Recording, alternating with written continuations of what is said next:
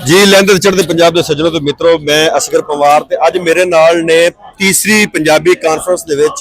दोस्त मिले ने भाई नसीर अहमद साहब लाहौर दे ने काने तो ने ते इन्हां दा जिहड़ा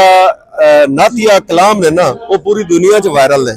ते कुदरती साडे नाल मुलाकात हुई ते दो शेर उन्हां कोलों असीं रिक्वेस्ट कीती है ते मेहरबानी फरमाणगे जनाब दा नाम नसीर अहमद है ना जी जनाब जी बहुत ही तुहानूं मिल के खुशी हुई ते अपनी पसंद दे दो चार शेर जेडे तुसीं सुनाना चाहो सर ख्वाजा गुलाम फरीद साहब क्या बात है क्या बात है। हाँ दिलड़े लुटा तई यार यार सजल कदी मोड़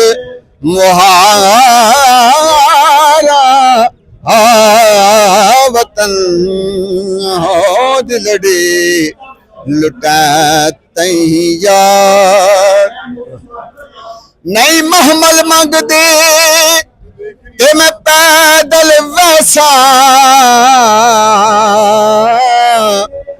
ते मैनू ले चल खाना नाले तेरे जोड़े साफ करन दी खातर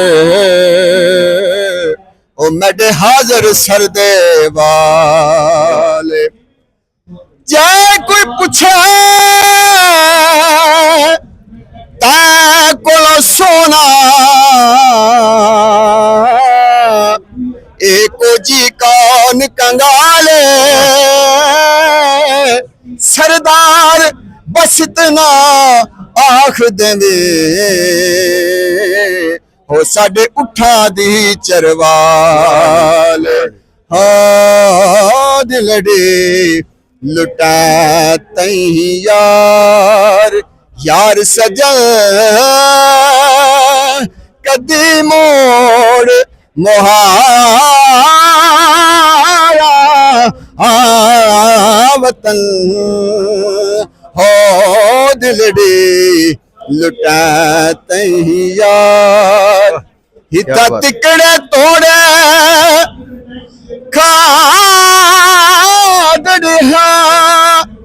ओ तेरे ना तो मोफ्त बिका दड़िया तेरे बांधिया दी मैं हाँ दड़िया हिम्मत दया कुत्तिया नाल अदब हो दिलड़ी लुटा तैया। क्या बात बहुत शुक्रिया जी जज़ाकुमुल्लाह खैर।